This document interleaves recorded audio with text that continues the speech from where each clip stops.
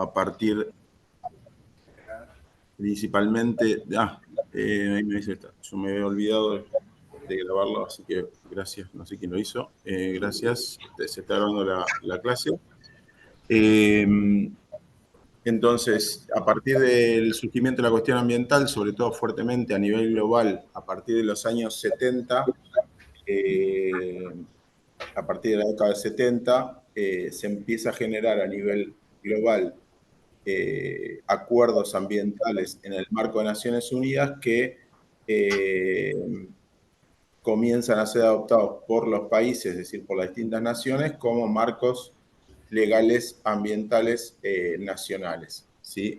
Obviamente, cada país a su ritmo y a su manera, con adaptaciones, pero es un proceso que se fue dando a partir de la década de los 70, empezó, surgió, y, digamos, con más fuerza a partir de los, entró a los 80, los 90, y bueno, obviamente en las últimas décadas ha tomado, hay una diversidad a nivel mundial, tanto de acuerdos ambientales globales y también acuerdos regionales y legislaciones nacionales en los distintos países sobre los territorios de los distintos temas. ¿Sí? Entonces,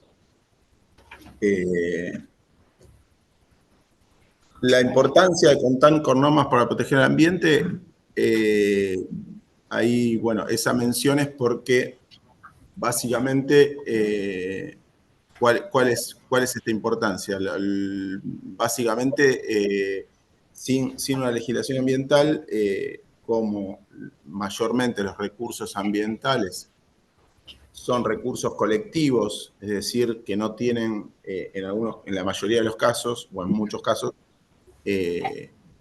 son de propiedad colectiva, es decir, de propiedad social, pertenecen a todos. La importancia de estas normas porque, bueno, la única manera de proteger al medio ambiente es con regulaciones específicas sobre los distintos recursos, de cómo se pueden aprovechar, de hasta dónde se pueden aprovechar, hasta dónde se puede contaminar y cuáles son los límites y cuáles son los estándares para proteger los distintos recursos, los ecosistemas y las distintas especies que sean, digamos, foco de la legislación. Así que es el objetivo principal de la legislación es garantizar el desarrollo sostenible y preservar los recursos. Es decir, por un lado tiene una visión de promover un desarrollo que sea ambientalmente sostenible y que los recursos no sean sobreexplotados. Eso fue lo que primero se fue integrando en las legislaciones ambientales. Primariamente, las primeras legislaciones nacionales eran legislaciones sectoriales, es decir, garantizaban la conservación de distintos tipos de recursos, por ejemplo, podría ser el agua, la madera, los bosques, el suelo. Después surgió también la cuestión del cambio climático, la contaminación del aire, la contaminación a nivel de la atmósfera con relación al problema del ozono. Bueno, todas las cuestiones ambientales y todos los problemas ambientales que se fueron conociendo en las últimas décadas, ¿no? A nivel nacional, en la Argentina, esto obviamente va a estar, en la parte nacional está más en la Argentina, por ahí después podemos dejar un espacio si alguien quiere hacer un comentario con respecto a alguna cuestión particular o algún ejemplo que se pueda comentar sobre la legislación ambiental en México, ¿no? Sería interesante por ahí hacer alguna comparación, algún comentario.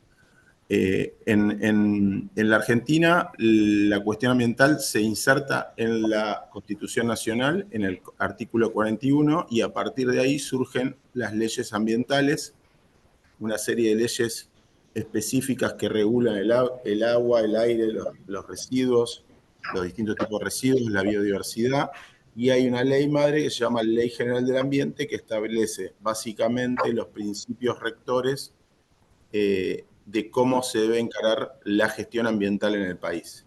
Es decir, esa ley lo que establece son de qué manera se mira el ambiente, cómo se aplican todas las leyes ambientales, cuáles son los criterios, y también un poco explica y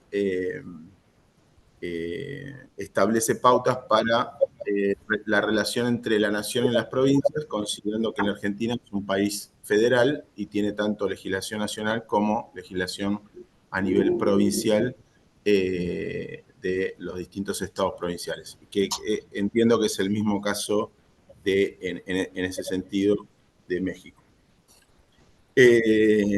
Bueno, hasta ahí hablamos de legislaciones del marco nacional, pero también hay que resaltar que las leyes tienen también una autoridad de aplicación. La autoridad de aplicación es el organismo del Poder Ejecutivo que está encargado de velar por el cumplimiento de cada una de estas legislaciones ambientales, que en algunos casos puede ser algún organismo ambiental, Ministerio de Ambiente, Secretaría de Ambiente, eh, el que sea en cada país, pero en algunos casos también puede ser algún otro, perdón, iba a decir municipio, algún otro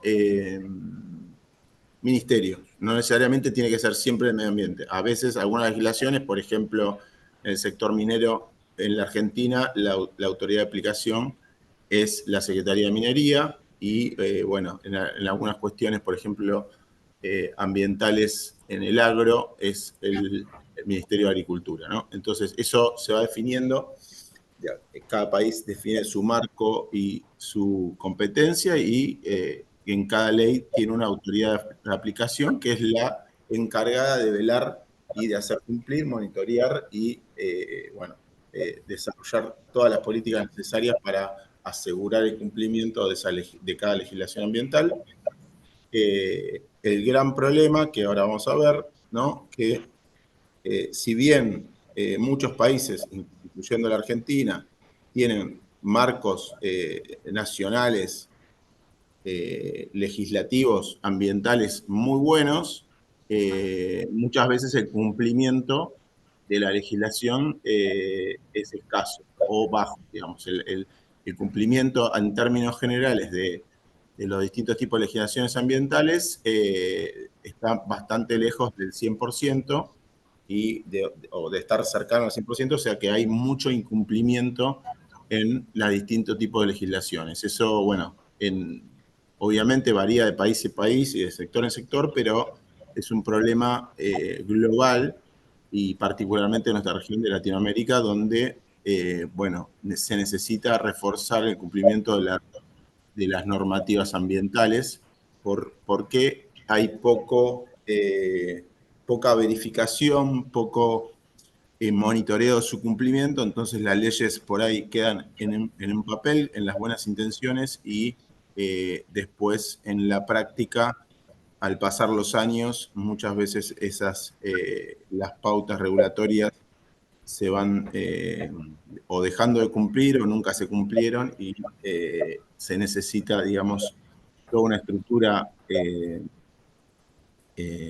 de monitoreo y control y de verificación para lograr que la ley se aplique con el rigor necesario para el objetivo que fue, digamos, realizada, que fue elaborada. Bueno,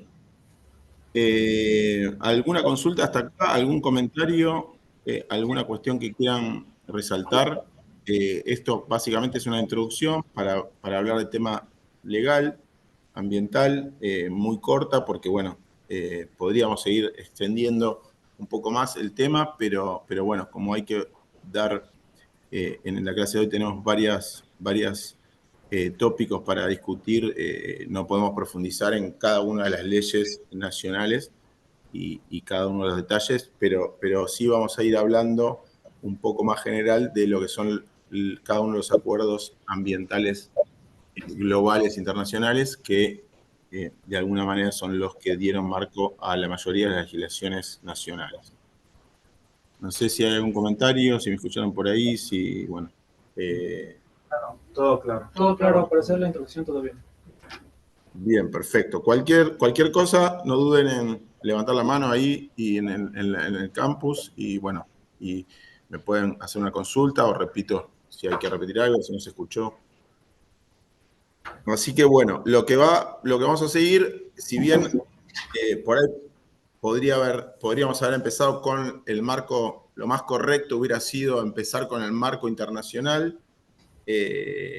Un poco está planteado siempre hablar, como en general tenemos alumnos de nuestro país, si bien hay alumnos de intercambio todos los años, siempre hablamos mucho del marco nacional. En este caso vamos a profundizar un poco más el marco internacional, de los acuerdos ambientales internacionales. Bueno, desde el inicio de lo que fueron las conferencias de cambio climático y de los distintos temas de desarrollo sostenible, uno de los temas que surgió en la década de los 90, a partir de la evidencia científica de que el planeta se estaba calentando desde los años 80, bueno, en el año 92 se acordó una convención sobre cambio climático a nivel de Naciones Unidas, que se llama Convención Marco de las Naciones Unidas sobre Cambio Climático, que, bueno, a partir de entonces es el acuerdo internacional que rige, el acuerdo marco justamente, que rige sobre temas de cambio climático a nivel de todo el planeta. Básicamente, la mayoría de los países han ratificado esta convención, son parte de esta convención, y es una de las convenciones ambientales más importantes que existe por el volumen de trabajo que hay y obviamente por la importancia del tema bueno, que pudieron ver en detalle en la clase pasada. Dentro de una convención marco, que es un acuerdo general, se pueden realizar o se deben realizar distintos, por ejemplo, protocolos o acuerdos que se relacionan al cumplimiento de la convención. Ahí están mencionados el protocolo de Kioto y más, digamos, más tempranamente, más nuevo, ¿sí? Tenemos el Acuerdo de París, ¿no? Y también lo que se conoce como la enmienda de Kigali. Ahora vamos a ver qué es cada cosa, ¿sí? Básicamente son distintos subacuerdos, ¿no? Normativa internacional, pero de carácter inferior, o sea, queda dentro de lo que es la convención, para, digamos, regir cuestiones más específicas o para acordar cuestiones más específicas. Por ejemplo, la Convención de Naciones Unidas lo que estableció, bueno, obviamente es la intención conjunta de todos los países de reducir las emisiones de efecto invernadero para reducir la problemática del efecto invernadero de cambio climático. Pero no establece ninguna pauta de qué porcentaje de reducciones o qué acciones puntuales, más allá de cuestiones generales, se deben realizar por cada uno de los países. Ya el protocolo de Kioto, que se firmó en 1997, establecía para los países desarrollados una serie de metas de reducción de emisiones que, bueno, en algunos casos se cumplieron y en otros casos, por ejemplo, en el caso de Estados Unidos firmó primero el protocolo de Kioto y después cambió la administración y no terminó ratificando el protocolo, o sea que no fue parte de ese protocolo.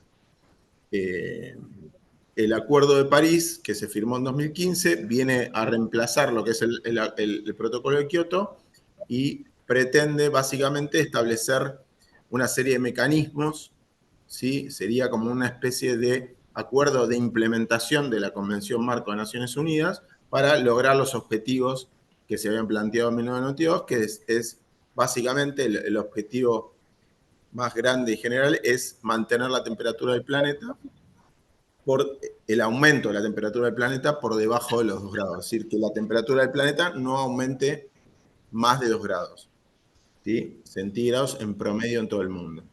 Bueno, eso ha determinado, no solo ha sido ratificado por el Acuerdo de París por todos los congresos del mundo y es parte de la legislación de la mayor parte de los países del planeta, sino que a partir de todo este proceso se han generado un montón de políticas que, bueno, vamos a ver más adelante un poquito, no en detalle, pero sí por lo menos algún panorama de cuáles son, pero básicamente de eso se desprende una legislación y políticas nacionales que cada uno de los países tiene que hacer en el marco de la Convención de Naciones Unidas para reducir sus emisiones y también para adaptarse al cambio climático, es decir, tratar de reducir los riesgos, sobre todo en las comunidades más vulnerables que están sufriendo los impactos del cambio climático. La enmienda de Kigali y el protocolo de Montreal están más relacionados con algunos gases de efecto invernadero, no puntualmente con el CO2, sino con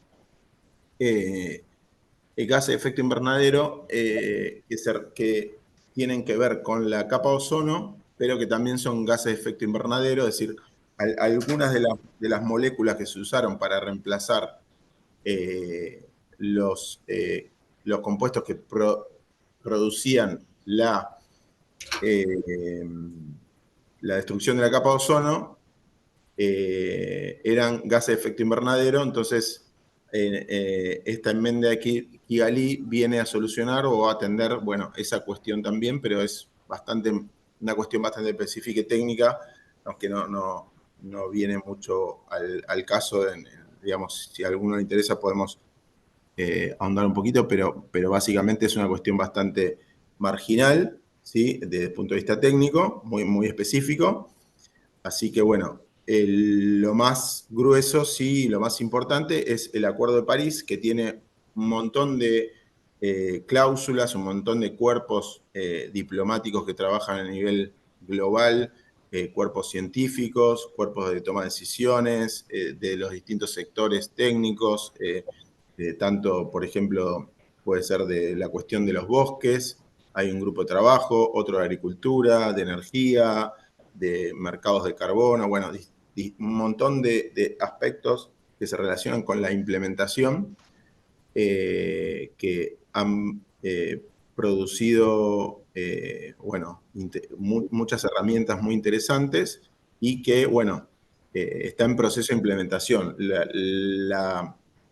El objetivo principal del Acuerdo de París es tener una meta de reducción de emisiones al 2030 y otra al 2050, que para algunos países, por ejemplo, la Unión Europea, sería de ser carbono neutralidad, de llegar a, bueno, dejar de emitir CO2 en términos, en el balance, ¿no? Llegar a emitir lo mismo que captura con sus políticas en los distintos sectores.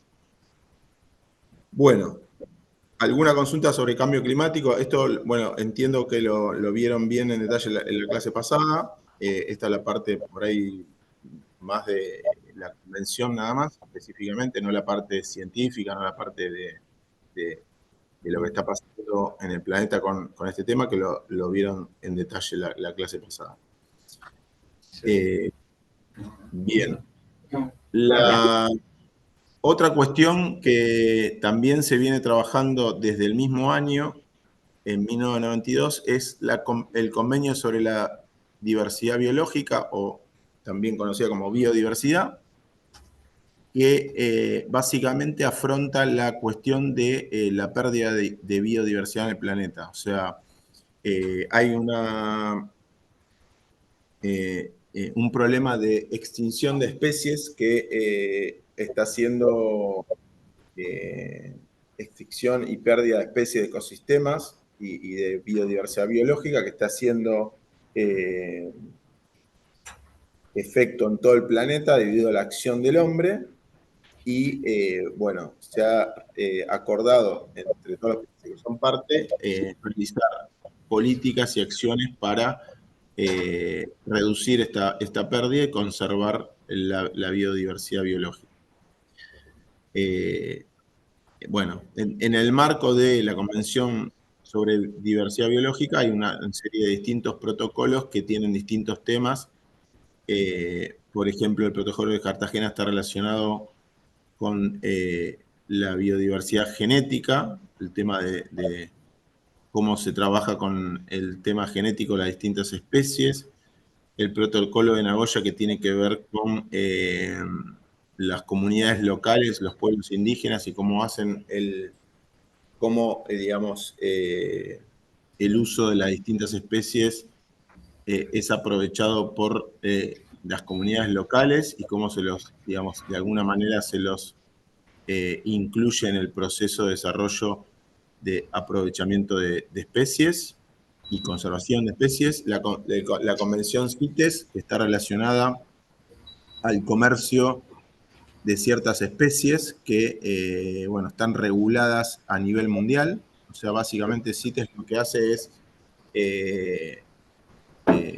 listar especies que no pueden comercializarse a nivel mundial de manera libre, sino que, bueno, o hay cupos o hay restricciones, pero tiene que estar, no es libre la comercialización y en algunos casos, obviamente, puede estar prohibido totalmente. La convención de Ramsar, que está relacionada, si bien es otra convención, no es la misma que la de biodiversidad biológica, está relacionada con la conservación de humedales. La convención de Bonn está relacionada con especies migratorias, especies que van, bueno, que están en varios países. Entonces, bueno, lo que se busca es acordar políticas entre los distintos países para coordinar la conservación de esas especies.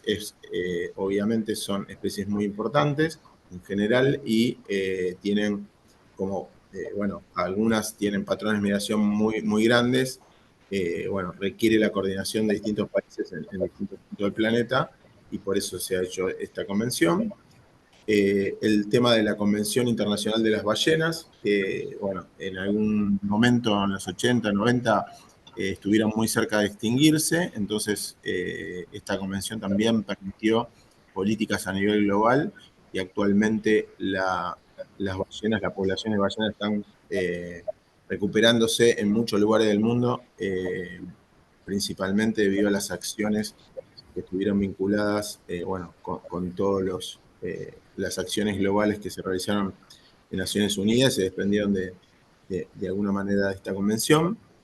Y hay otro convenio que es un convenio internacional de maderas tropicales, que es sobre todo maderas de alto valor, de uso de alto valor, tiene que ver con digamos, la deforestación y de alguna manera el uso de maderas que tienen alto valor de comercialización. Entonces impone restricciones al comercio, digamos, al uso en distintos países, que obviamente en este caso, no sé si México está adherido a este convenio, pero bueno, la Argentina no, porque no es parte de países tropicales.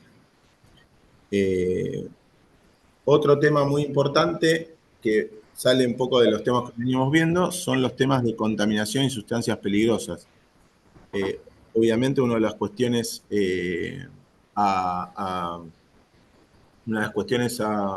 a tener en cuenta dentro del medio ambiente, dentro de las problemáticas que se fueron generando en las últimas décadas, es la contaminación por los distintos compuestos químicos que el hombre utiliza en distintas aplicaciones, distintas industrias.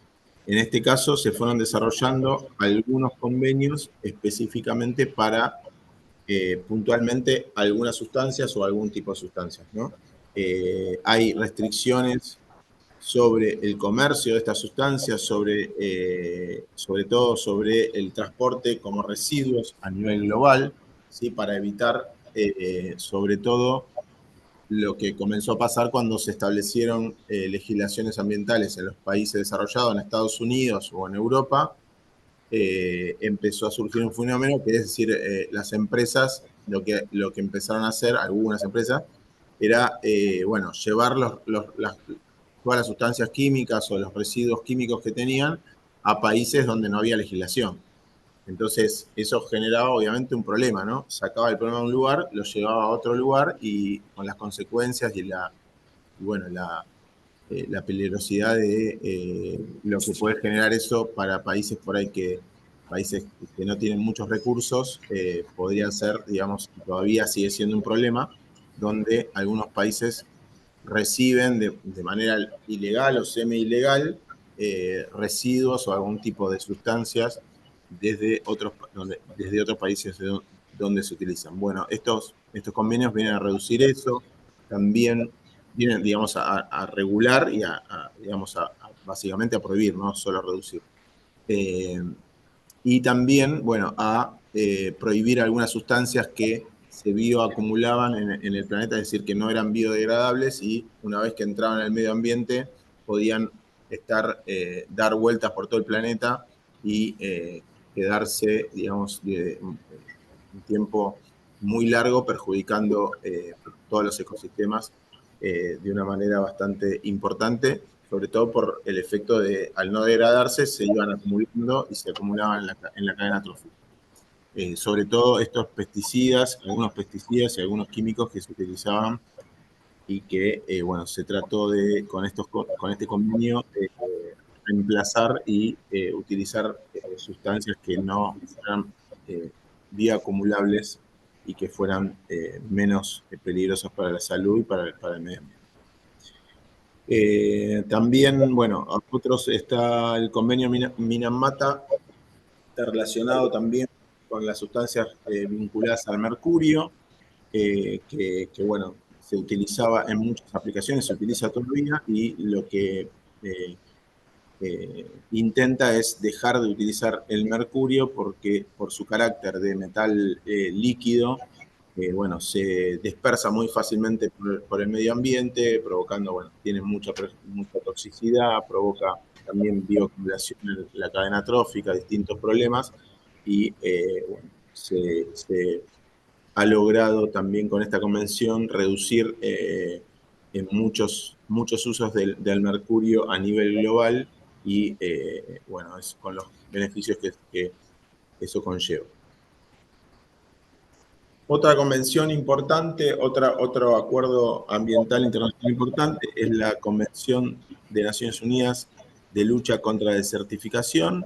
¿Sí? Básicamente, esta convención tiene por objetivo conservar el suelo, que es un recurso estratégico para la humanidad, para muchos países y para la humanidad.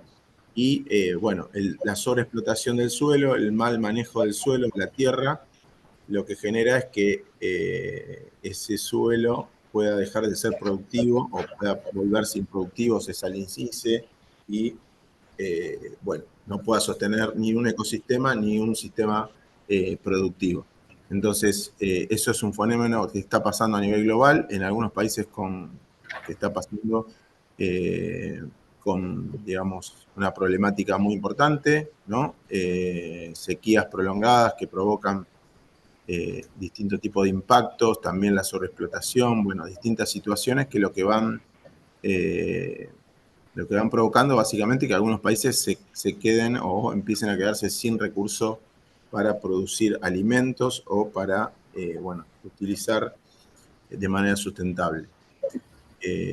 Y bueno, en la Argentina hay un porcentaje importante de tierras que están sometidas a un proceso de desertificación, sobre todo, por ejemplo, en la Patagonia, debido a la ganadería intensiva en algunos lugares. Bueno, hay grandes regiones de territorio que han sido sobreexplotadas y que están en procesos de desertificación severos. Y el objetivo, bueno, de esta convención, por un lado, reducir ese fenómeno a nivel global y obviamente, a partir de reducir también, mejorar la sustentabilidad del uso del recurso suelo. Después hay una serie de acuerdos también muy importantes que tienen que ver con la gobernanza, o sea, son más generales. son de derecho ambiental y gobernanza generales, es decir, por ahí instruyen o acuerdan, normatizan cuestiones generales, cuestiones de gestión ambiental más en general, ¿sí? Como por ejemplo la Declaración de Estocolmo, que es la primera, lo que sería, digamos, la primera acuerdo ambiental internacional, donde básicamente se establece la cuestión ambiental como problema a nivel global.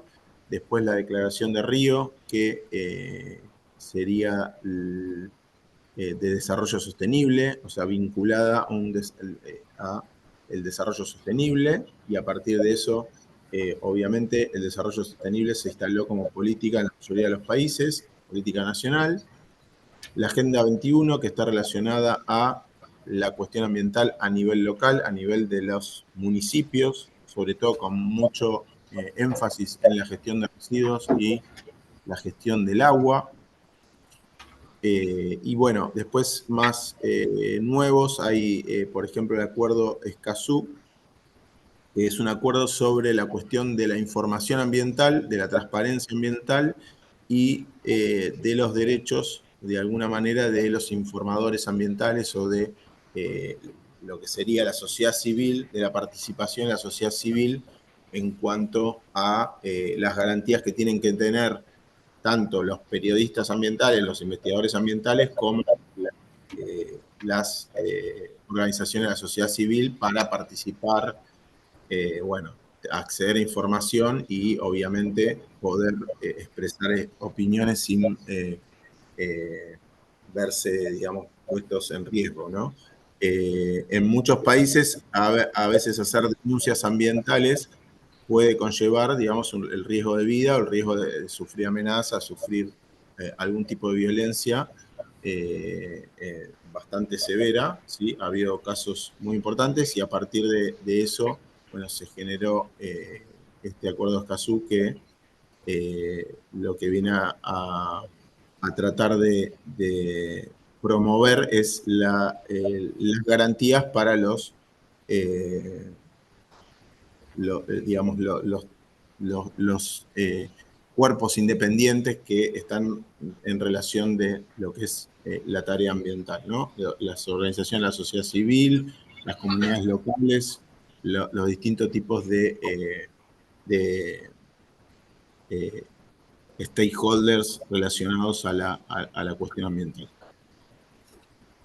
También hay algunas convenciones relacionadas con la cuestión de los océanos y los mares, ¿sí? Sobre todo es importante la Convención de los Derechos del Mar, que establece muchas cuestiones importantes sobre los recursos, ¿sí? Y que, bueno, todavía tiene mucho por desarrollar porque hay muchas cuestiones sobre la gestión de los océanos que está de alguna manera no legislada, ¿no? Tanto de lo que sean aguas territoriales como aguas internacionales. Hay muchísimos temas que todavía no tienen un claro marco internacional ni nacional para la acción de lo que sería la gestión ambiental de eh, el océano y los mares.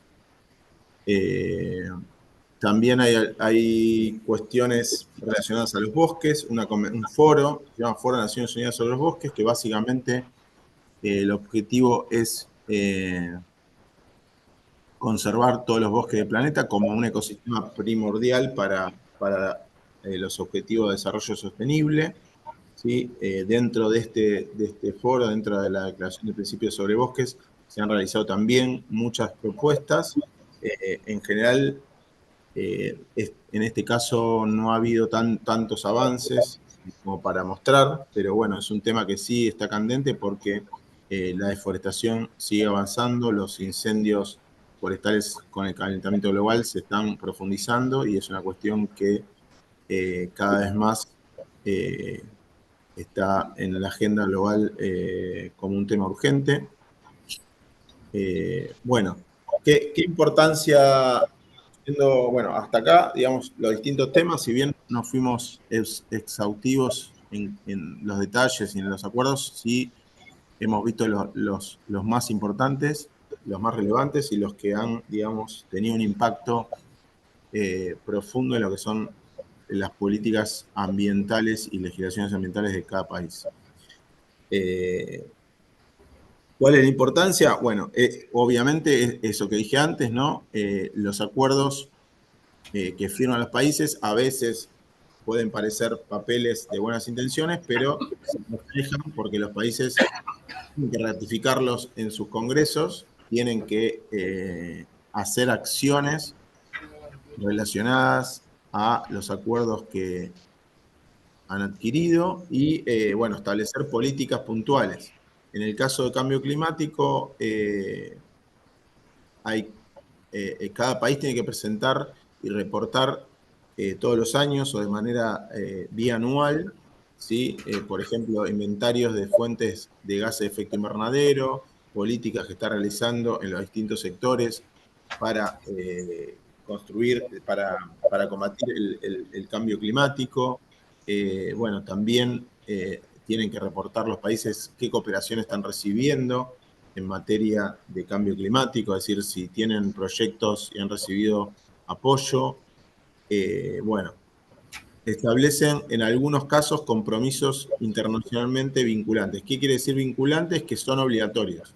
No en todos los casos. En algunos casos los acuerdos no son vinculantes, que quiere decir de alguna manera son voluntarios. Es como si fuera no es una legislación de cumplimiento estricto en el sentido de que tendrá una penalidad si el país no lo cumple, pero en algunos casos sí pueden ser vinculantes. Y bueno, podría el país tener ya sea una sanción económica o algún tipo de sanción o algún tipo de problema por no cumplir alguno de los acuerdos ambientales. Obviamente el objetivo es fomentar la cooperación multilateral para resolver los problemas globales ambientales y también, como parte importante, lo que tratan es de establecer mecanismos de financiamiento y transferencia tecnológica. Financiamiento hay muchos ejemplos, algunos más exitosos que otros, pero básicamente de los acuerdos ambientales, por ejemplo, del Acuerdo de París, se ha establecido lo que se conoce como el Fondo Verde del Clima, que financia proyectos en todo el mundo, ¿no? Sobre todo en países en desarrollo, en países que tienen algún tipo de vulnerabilidad climática, para, bueno, tanto mitigar como adaptarse al cambio climático, y por eso también es muy importante. Para otros temas, por ejemplo, para biodiversidad, está el Fondo Global del Clima, que apoya los distintos temas que se acordaron en la Convención de Diversidad Biológica, ¿sí? Ayudan, digamos, a monitorear la pérdida de biodiversidad, a establecer políticas, estrategias de conservación de la biodiversidad y las distintas, bueno, acciones que se promueven en el marco del convenio de biodiversidad. Y bueno, también, más allá del financiamiento, está la cuestión de la transferencia tecnológica, que en algunos casos es muy importante porque es un tema también de mucho debate a nivel internacional, más allá de la cuestión ambiental. Dentro del mundo se debate la cuestión de, por ejemplo, las patentes, cómo, digamos, una patente que es beneficiosa, cuando fue, por ejemplo, el tema de el COVID, ¿no? La patente de las vacunas, que tenía que ser de alguna manera después liberada o no, o pertenecía a una empresa privada. En el caso de la transferencia tecnológica, cuando es un bien, esta tecnología es beneficiosa para el medio ambiente, sería un objetivo importante que, por ejemplo, las tecnologías asociadas a las energías renovables o a todas las tecnologías bajas en carbono fueran, digamos, pudieran ser transferidas desde los países o un país o el sector privado que lo desarrolle a todos los sectores que necesiten aplicarla, obviamente con un marco de legalidad, ¿no? Con un marco que haga, digamos, que eso sea legal y beneficioso para todos. Y también, bueno, obviamente refuerzan la gobernanza ambiental, que es decir, refuerzan lo que son las instituciones ambientales en cada país, pero también no solo a nivel nacional, sino muy importante la gobernanza a nivel local, a nivel municipal o bueno, municipal, alcaldías, el nombre que tengan en cada país. Los desafíos para la aplicación tanto de las leyes nacionales como de los acuerdos ambientales, el primero es la falta de cumplimiento efectivo de las leyes, ¿sí? Hay una cuestión de muchas leyes que son, tienen objetivos muy buenos y están muy detalladas y están muy bien hechas, pero después el cumplimiento no se hace efectivo, entonces eso termina quedando solamente en un papel y bueno, no se puede solucionar. Hay bueno, un proceso de fiscalización de las leyes bastante débil. Las sanciones por los incumplimientos también no son generalizadas. En algunos casos hay, digamos, casos y hay distintos tipos de sanciones que se han aplicado, pero en general tiende a pasar mucho que las cuestiones muy visibles terminan siendo sancionadas. Es decir, por ahí las cuestiones que aparecen en los medios de comunicación, cuestiones que han, digamos, incumplimientos que han llevado a casos muy severos, ¿no? De que se haya perjudicado o se haya destruido algo que es como muy eh, llamativo, pero hay digamos, muchas pequeñas, digamos, ilegalidades más pequeñas que terminan no siendo sancionadas. Obviamente, detrás de todo esto hay intereses, conflictos entre intereses económicos ambientales. Está la cuestión de, bueno, se puede fiscalizar y sancionar, pero los países, sobre todo en nuestra región, necesitan producir, no pueden, digamos, cerrar actividades económicas, no pueden dejar ciertos sectores de la economía de funcionar. Entonces hay una tensión constante entre la cuestión económica y ambiental. Entonces, en ese sentido, la aplicación de las leyes ambientales tiene que tener, obviamente, el concepto del desarrollo sustentable con los tres pilares, el económico, el ambiental y el social. No se puede obviamente, aplicar solamente con un enfoque ambiental. Bueno, acá, digamos, con reflexión final, los acuerdos ambientales internacionales son claves para seguir profundizando y seguir implementando todas las políticas que los países necesitan. O sea, es el punto clave porque, por un lado, da un marco de cooperación internacional y por otro lado también establece mecanismos de financiamiento, cooperación y de transferencia tecnológica, ¿sí? Entonces, los países no están aislados aplicando esas políticas, esas legislaciones ambientales. Se encuentran dentro de un marco internacional. Entonces, por ejemplo, en el marco de la Convención de Biodiversidad, todos los países están realizando su estrategia de conservación nacional de conservación de la biodiversidad, tienen acciones, reciben apoyo, bueno, tanto cooperación técnica como financiera, y van progresando de una manera sostenida, digamos, más o menos al mismo ritmo. ¿Sí? También es importante resaltar la cuestión de que en todos estos procesos es muy importante la participación ciudadana, también, digamos, la voluntad política, ¿no? De los líderes que toman, de los decisores políticos que tienen que tomar esta cuestión como una problemática en la agenda relevante para lograr, digamos, el éxito, si no es imposible. Bueno, ¿alguna consulta hasta ahí? Hasta acá terminaríamos lo que estamos viendo de legislación ambiental y de acuerdos ambientales internacionales. Si alguien quiere hacer un comentario o una consulta. Realmente todo está bien. Bien, bueno, muchísimas gracias.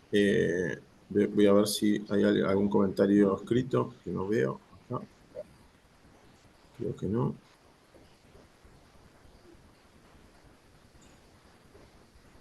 Bueno, Bueno, entonces ahora pasaríamos al tema de la transición energética. Un poco, bueno, saltamos un poco de tema. Esto es así dinámico. Pero bueno, seguimos vinculados obviamente al tema del cambio climático, ¿no?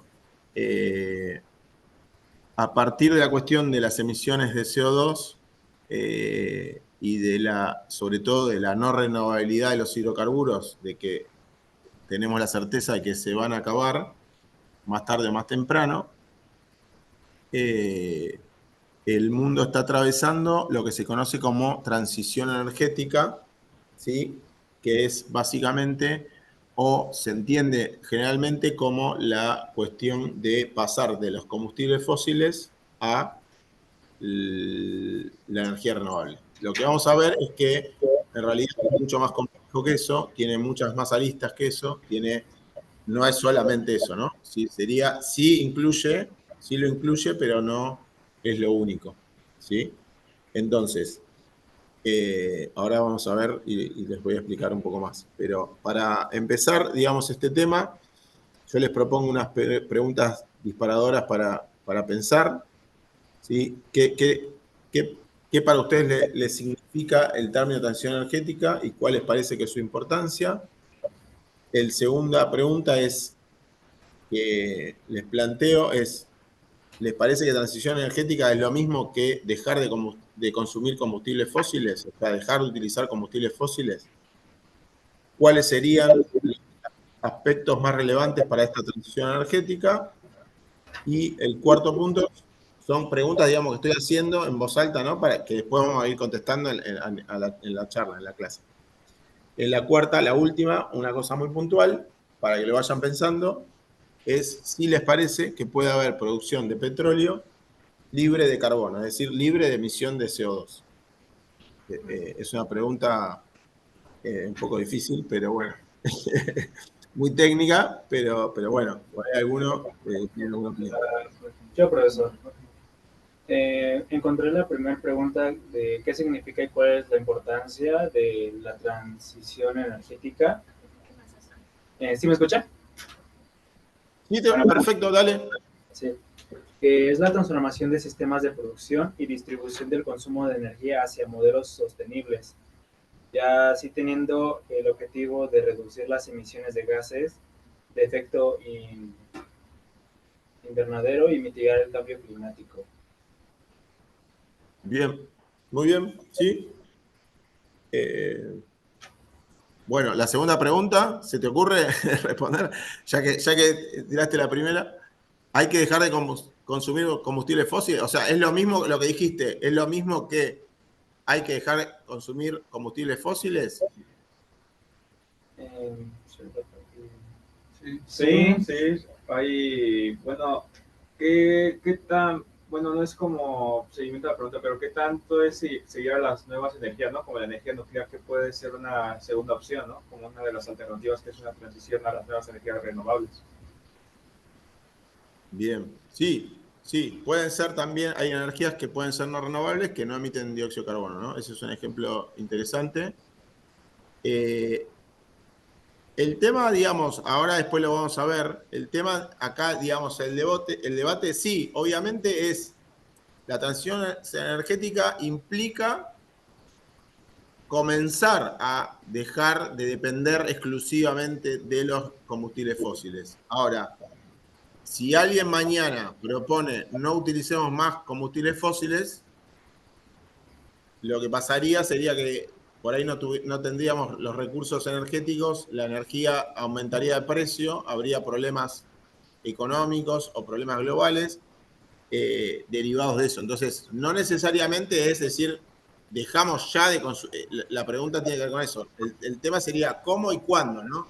O sea, el objetivo sí es dejar de consumir combustibles fósiles. Lo que no está claro es que la transición energética hay que ver cómo y cuándo. No es, bueno, dejémoslo y ya está todo resuelto. No, no es tan simple, digamos, ¿no? Sería esa la reflexión. Si bien ese es el objetivo, en la transición es salir de los combustibles fósiles, de esa dependencia, que ahora vamos a ver desde cuándo viene, bueno, y cómo llegamos al estado actual, pero es una transición compleja que, por ejemplo, si bien no fue por el tema de la transición energética, sino fue por la cuestión de la guerra en Ucrania, la invasión de Rusia a Ucrania en el 2022, lo que se produjo es en muchos países de Europa que dejaron de comprarle gas a Rusia, digamos, no importa por qué, o dejaron, o Rusia no les vendió más, no sé bien cómo fue, pero básicamente dejaron de tener disponible gas de alguna manera relativamente barato, y el precio de la energía eléctrica, por ejemplo en Inglaterra, en muchos países de Europa, subió hasta niveles que, digamos, prácticamente llegó, digamos, a quebrar muchas empresas, hubo problemas en muchos hogares, no podían pagar la factura eléctrica, o era, digamos, una problemática para el otro, ¿no? Entonces, eso podría pasar si se estableciera, digamos, un régimen donde se dice, bueno, no se utilizan más los combustibles fósiles o desaparecieran directamente porque se acabaron, podría llevarnos a un aumento del precio de la energía, no disponibilidad en ciertos sectores, y eso sería, digamos, lo contrario de desarrollo sostenible, ¿no? Entonces, la transición implica salir de combustibles fósiles, pero, digamos, hay que encontrar una salida que sea ordenada y paulatina, ¿no? Por eso se habla de transición. Bueno, vamos a ver, vamos a ir viendo y vamos a ir respondiendo las preguntas que están planteadas ahí, ya en detalle, ¿sí? Bueno, básicamente este gráfico, no sé si se llega a ver bien, pero les muestra que cómo fue, digamos, el uso de la energía, cómo es y cómo fue, en una curva simple, el uso de energía, básicamente en la humanidad, ¿no? Lo primero que hay que resaltar que se ve en esta curva, si la llegan a ver, si llega a leer algo, bueno, yo no sé si ustedes ven por ahí lo que está escrito, ¿no? Si no, se los puedo comentar igual. Si les falta que se los lea, me dicen. Bueno, básicamente lo que muestra es que, primero, que el consumo energético de la humanidad está creciendo a nivel exponencial. O sea, si ustedes ven en 1800, en el 2000, fíjense lo que ha crecido, ¿no? Estábamos prácticamente en 5, ¿sí? Ahora estamos en 160, ¿sí? De consumo, de lo que sea, ¿no? Acá entra todo. Esto es, después cada color va siendo, digamos, un tipo de fuente distinta. Antes del descubrimiento de los combustibles fósiles, es decir, antes de la revolución industrial, básicamente la humanidad vivía del recurso madera, ¿no? Madera y carbón vegetal eran los recursos energéticos utilizados por la humanidad, ¿no? Era el recurso que teníamos para hacer todos los tipos, de utilización energética que realizaba la humanidad. A partir de eso, ya más cercano a 1900, ¿sí? Fines de 1800, se descubrió petróleo y gas y se empieza a usar, distintos mecanismos, distintas tecnologías para hacer más eficiente el uso del gas, del petróleo, etcétera. Bueno, como ven ahí, empieza primero el carbón mineral, que es un hidrocarburo, después el petróleo y, por último lugar, el gas empiezan a crecer en su cantidad de uso. Digamos, ahora estarían más o menos repartiéndose la cantidad. Si ustedes ven el final, ¿no? de la curva, lo que están viendo es que prácticamente el 80% de las fuentes energéticas de la humanidad son gas, petróleo y carbón, ¿sí? Con un poquito de nuclear, un poquito de renovables y un poquito de biomasa, que es lo que tradicionalmente usó. Entonces, bueno, lo que está creciendo, lo que ven ahí, que crece mayormente, es los hidrocarburos, ¿sí? Consumo, acá se ve el consumo mundial de energía, cómo crece el petróleo, cómo crece el gas, cómo crece el carbón, y obviamente las renovables están creciendo, pero están creciendo primero que parten de muy abajo y que también a veces el ritmo de crecimiento es lento, ¿sí? O es más bajo. Esta es la... ¿Sí? ¿Querés hacer una pregunta? No. Escuché un ruido, no. Bueno, no pasa nada. Bueno, entonces, en esta otra slide lo que se ve es la generación de energía en base a fuentes renovables a nivel mundial. Estos son datos de la Agencia Internacional de Energía, o sea, datos oficiales de la agencia que colecta la información sobre energía en todo el planeta. Bueno, la hidroeléctrica de las energéticas renovables es la que está más instalada y fíjense que viene creciendo la eólica, pero bueno, todavía no son tasas de crecimiento exponenciales. Ahora hay mucha innovación, básicamente se ha abaratado mucho el costo de los paneles solares, de los molinos eólicos, sobre todo por los desarrollos tecnológicos que está realizando China, ¿sí? Que ha invertido fuertemente, sobre todo en los paneles solares. Y eso está creciendo un poquito más, con una curva un poco más empinada, pero no, todavía sigue creciendo menos que lo que crece el petróleo. Entonces, la transición, de hecho, no se está dando, por lo menos a nivel global. Si uno por ahí después esto lo analiza país por país, lo que se va a ver es que por ahí en algunos países sí hay una transición más pronunciada a las renovables, ¿no?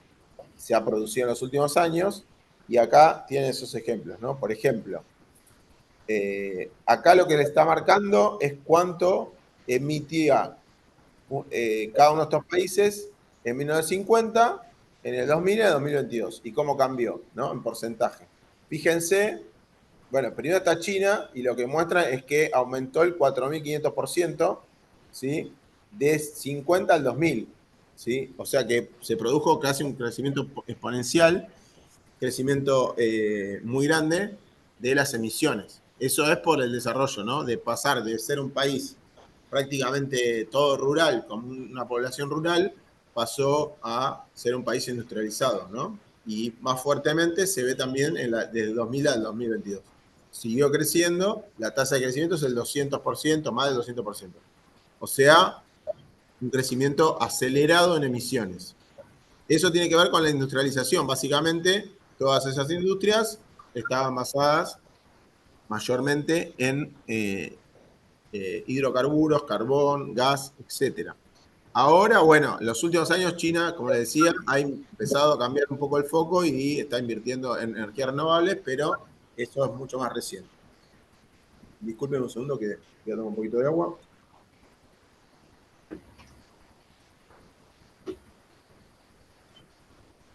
Bueno, y los otros países que se ven, las otras regiones, Asia, excluyendo China, Japón e India, también creció, porque, bueno, hay países que van arrastrando el mismo modelo chino, de alguna manera en menor escala, por ejemplo, Vietnam, no sé, Malasia, países, Indonesia, ¿no? Son países que van creciendo con distintos tipos de industrializaciones, pero van creciendo tanto su población como las emisiones. Estados Unidos, ¿qué ven ahí en Estados Unidos, chicos? Creció hasta el 2136 y del 2000 al 2022 redujo el 16% de las emisiones. O sea que la cuestión de la transición energética y la reducción de emisiones, de alguna manera, si bien tímidamente, está produciéndose en Estados Unidos. En la Unión Europea también el 26%. Fíjense, más pronunciado en la Unión Europea. La Unión Europea siempre ha sido, en esta cuestión, un poco más proactiva que Estados Unidos, ¿sí? Siempre ha sido, digamos, muchos países de la Unión Europea han promovido políticas en el marco de la Unión Europea, políticas bastante restrictivas con respecto a las emisiones y con respecto a la transición energética. El resto del mundo, que no está incluido en las primeras 4 regiones, aumentó el 16%. La India aumentó también, casi como China, también por la misma cuestión, industrialización, crecimiento poblacional.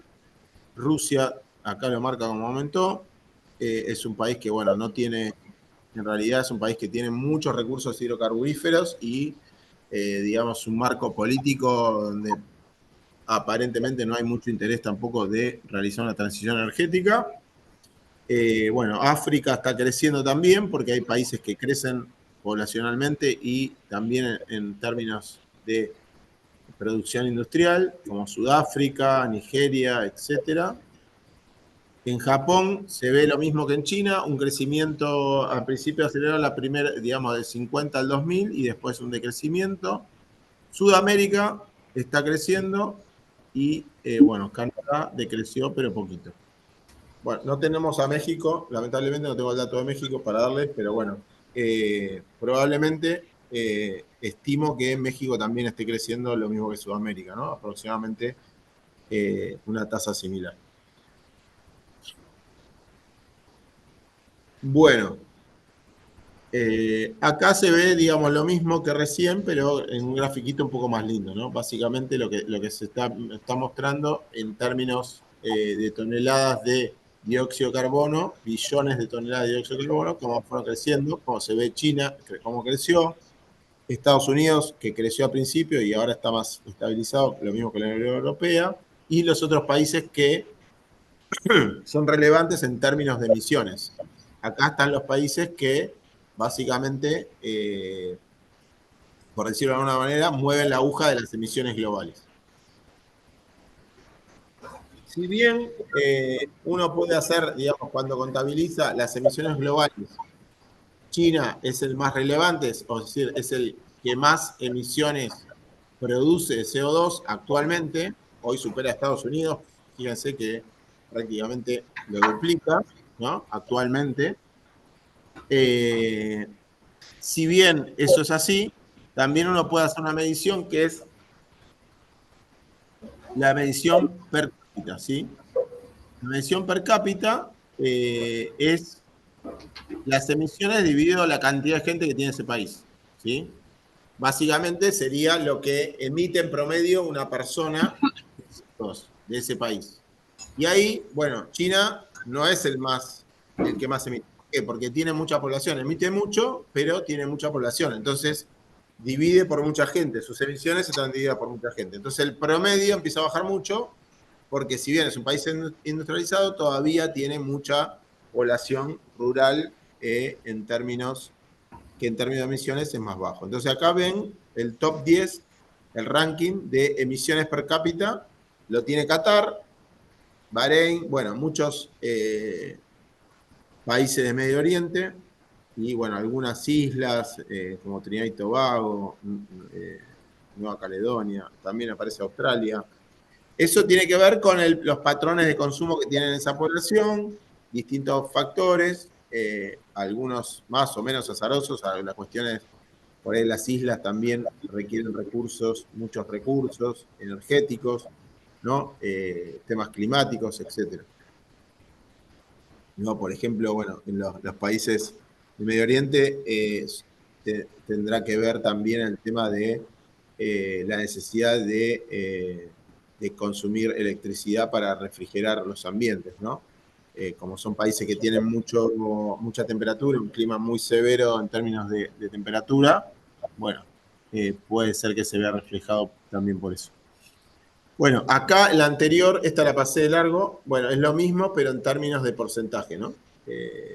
Cuánto en emisiones son, y ahí lo que ven es que en porcentaje China representa el 30% y Estados Unidos el 13%, ¿sí? Y todo el resto del mundo sería el 27%, o sea, todos los países que no entraron ahí son el 21%, perdón, el 21,7%, ¿sí? O sea que hay países que realmente son los que, bueno, están emitiendo, digamos, de una manera muy importante. Fíjense que después de los países que lo siguen, por ejemplo, Italia 0,9, Brasil 1,3, Indonesia 1,7, India es importante, pero 7,3, o sea, sigue siendo muy lejos.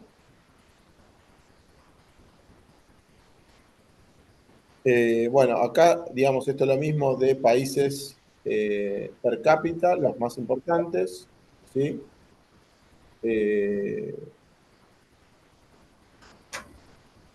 Bueno, ahora, si bien nosotros estamos hablando de fuentes energéticas, también hay que ver qué es lo que pasa con cómo se usa esa energía, ¿no? El único tema no es la fuente energética. Otro tema de la transición energética es eso, ¿no? Que la transición energética no es solo la fuente pasar de hidrocarburos a renovables, sino es todo lo que pasa, digamos, de la parte derecha de lo que es la filmina, ¿no? La fuente está bien, petróleo, carbón, gas natural y todas las renovables que son biomasa, eólica, hídrica, la energía automotriz, la energía solar, la energía geotérmica, pero también tenemos bueno, distintos tipos de energía. Esos distintos tipos de energía tienen distintos tipos de procesos, distintos tipos de distribución y distintos tipos de usuarios finales, ¿sí? Y todo eso también, todo eso que ven ahí, hace la transición energética. Cómo se usa, cómo se transporta, de qué manera termina siendo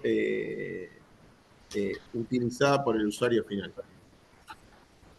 En cuanto a las fuentes energéticas a nivel global, acá ven, digamos, que los combustibles fósiles, en este cuadro se ve que el 74% es de combustibles fósiles, ¿sí? O sea que, bueno, todavía, a pesar de que están creciendo mucho las renovables, todavía estamos en un mundo dominado por la energía de los combustibles fósiles y en algunos países incluso más. En la Argentina creo que es mayor aún que este 74%, en otros probablemente, digamos, hay ejemplos en Latinoamérica de países que tienen menos porcentaje de energía basada en combustibles fósiles. En términos generales, para considerar lo que es la transición energética, lo que hay que considerar es cuáles son los pros y los contras de cada fuente energética, ¿sí? De energía renovable. Es decir, en realidad no es que se utilizan los combustibles fósiles porque sí, digamos. La cuestión es que hoy los combustibles fósiles representan prácticamente la única energía disponible a nivel global como commodity, ¿sí? ¿Qué quiere decir eso? Es que funcionan. O sea, si uno tiene la plata para comprarlo, compro un barril de petróleo y lo utilizo 24 horas del día, 7 días de la semana, 365 días del año. Lo puedo usar todo el tiempo. Siempre que obviamente tengo que tener la plata para pagar el recurso, ¿no? Pero se puede consumir en cualquier lugar y en cualquier momento. Eso no pasa con las energías renovables. ¿Por qué no pasa?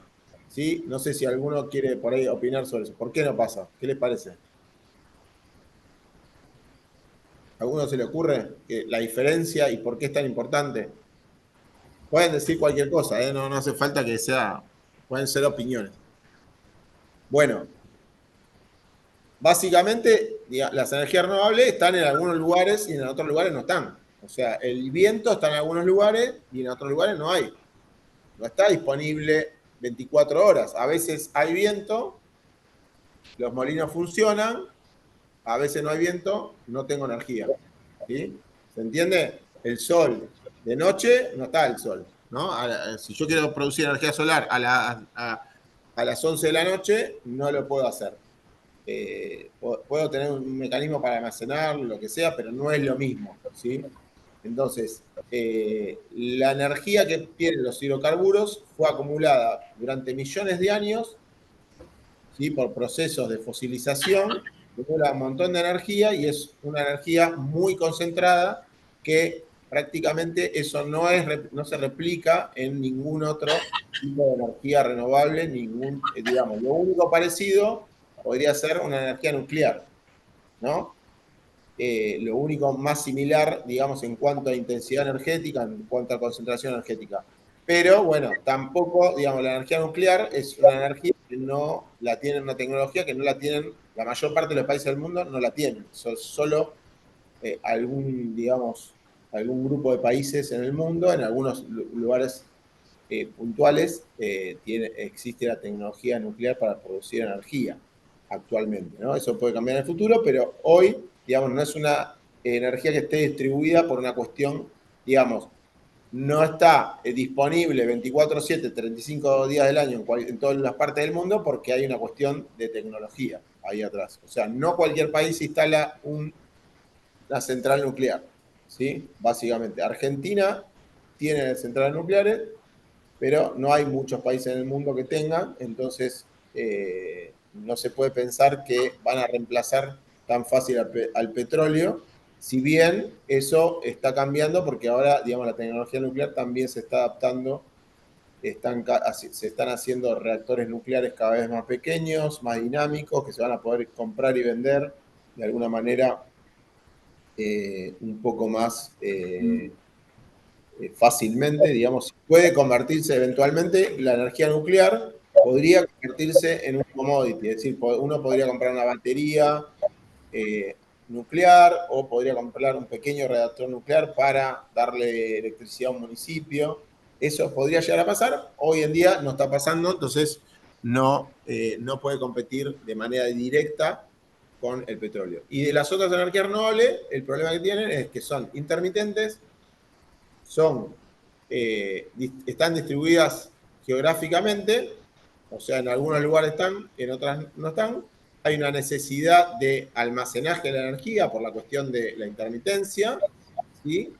Y bueno, esos son, digamos, los contras. Los pros, ¿cuáles son? Digamos, los beneficios, ¿sí? En muchos casos no se acaban, no se agotan, ¿sí? Por ejemplo, el sol obviamente no se va a acabar en un tiempo razonable. Se producen beneficios para la salud en cuanto a las emisiones de gases locales, es decir, no producen la quema de combustibles fósiles, además de producir emisiones de gases de efecto invernadero, produce otros compuestos que son tóxicos para respirarlos, partículas, etcétera, contaminantes del aire. Esto, digamos, las renovables no lo producen, entonces lo que da son beneficios para la salud en las poblaciones de las ciudades, en los lugares, en las localidades donde hay energía renovable. Y también, bueno, en algunos casos, lo que menciona ahí es menos dependencia de fuentes energéticas extranjeras. Eso sería solo en el caso de los países que no tienen petróleo, ¿no?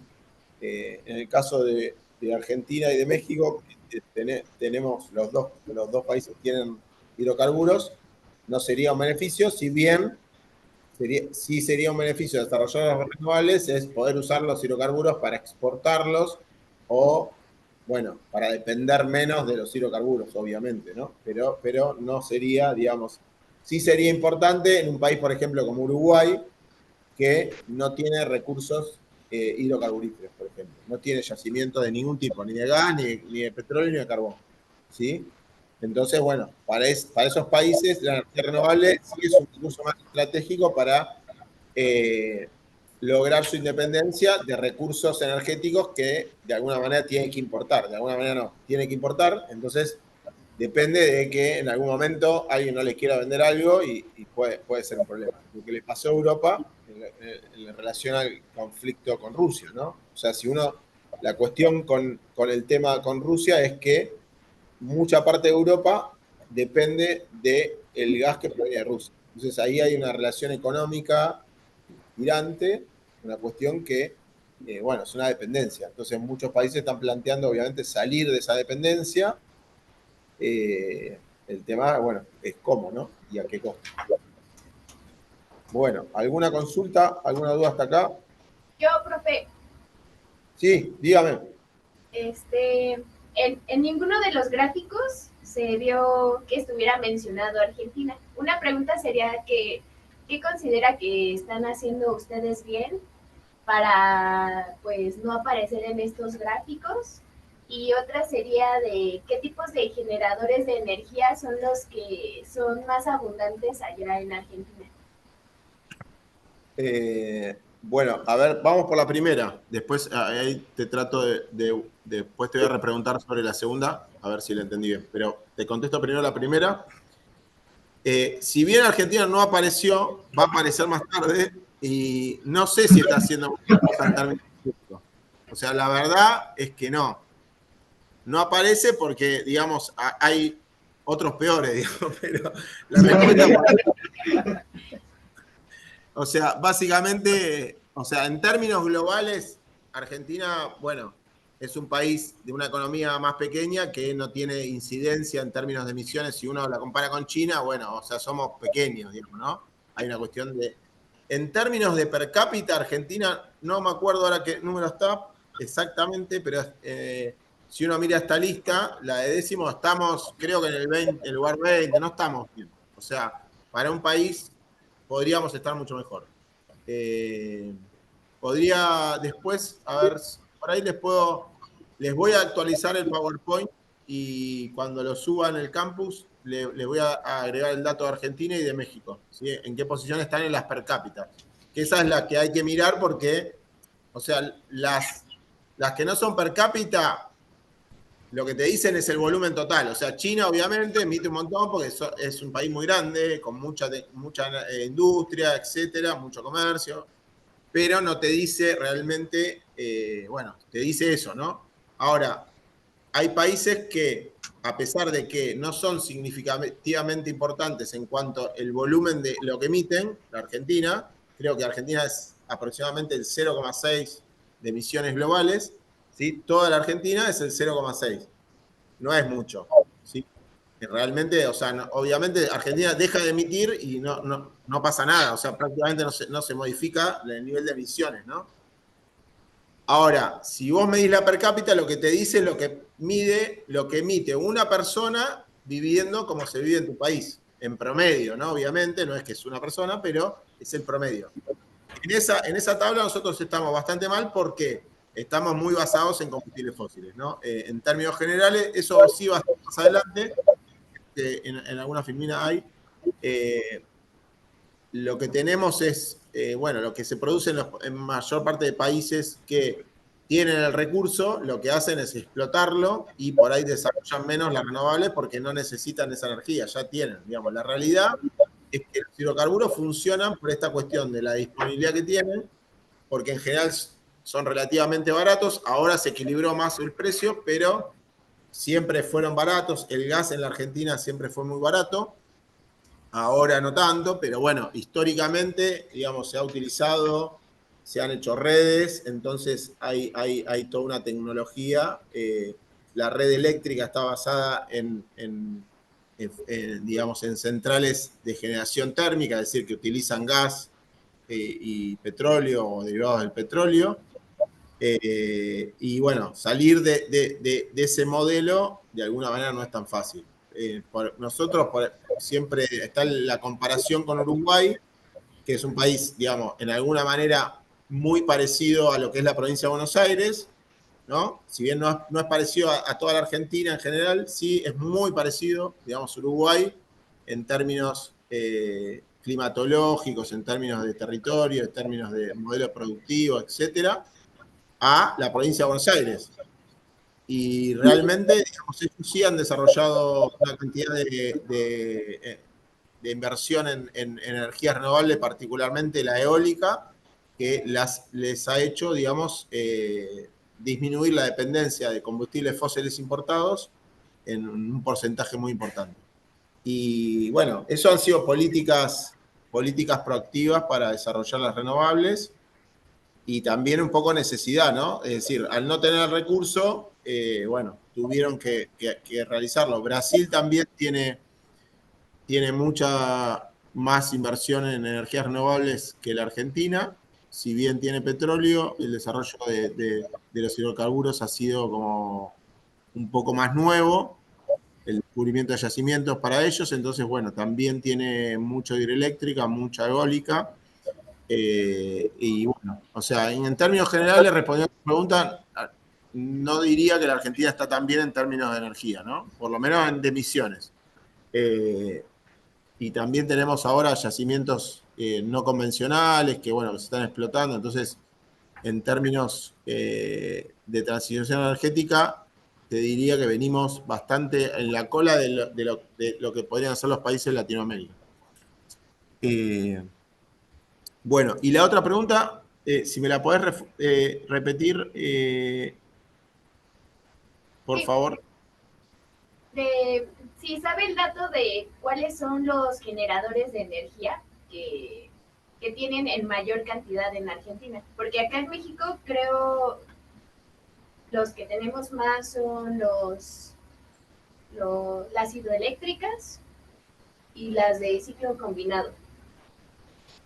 Bien, sí, en Argentina lo que tenés es el ciclo combinado, digamos, basado en centrales térmicas, y en menor proporción tenés hidroeléctrica también, pero mucha menos proporción. Creo que ahora en alguna filmina yo lo tengo eso, si no lo saqué, porque a veces, bueno, uno, viste, va corrigiendo y hay que sacar, porque si no son muchas y no se termina nunca, pero voy a tratar de buscarlo rápido, a ver si lo encuentro.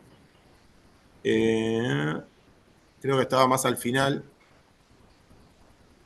Mira, acá está la transición energética en Argentina. Fíjate, ahí te puedes fijar que lo que más se utiliza es el gas natural, en segundo lugar el petróleo. No utilizamos mucho carbón, pero ahí se ve, sí, que, bueno, en realidad está aumentando desde el 2000 las emisiones y que no hay, digamos, una transición.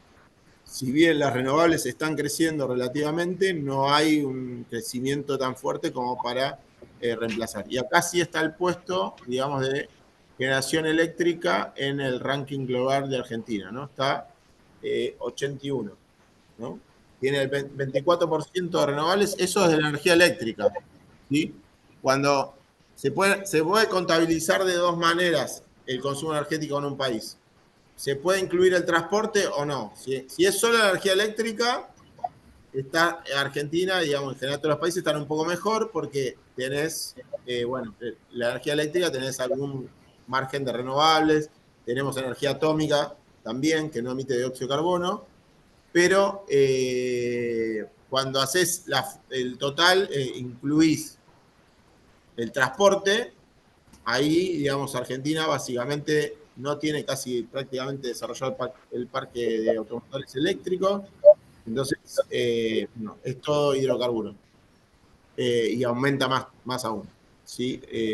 Así que bueno, acá tenés esto, después lo puedes mirar más en detalle, están todos los datos ahí. No me di cuenta de poner también a México, poder haber hecho como alguna comparativa, pero bueno, lo puedo hacer, digamos, para subirlo también en el PowerPoint. Bueno, volviendo para atrás.